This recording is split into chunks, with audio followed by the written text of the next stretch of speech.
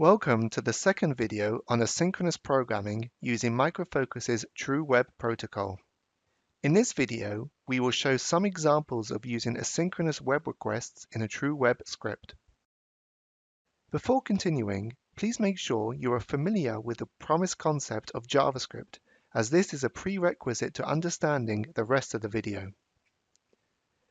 In this script, we will make 4 web requests, 1 to the main page and 3 to images on the page.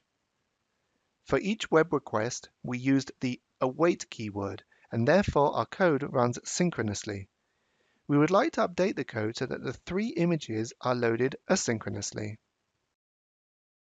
We will use JavaScript's promise all syntax to wait for the 3 web requests simultaneously.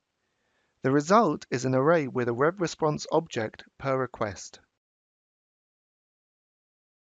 We can see that the requests are being scheduled and executed in no particular order. Now let's see what happens if we forget to wait for an asynchronous web request.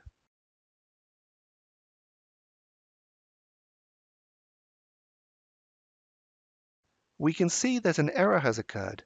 This is because the iteration has ended without waiting for the asynchronous request to finish. The engine will cancel any requests that have not yet completed between iterations. Adding the await keyword fixes the issue, and now we wait for the response to arrive before exiting the script.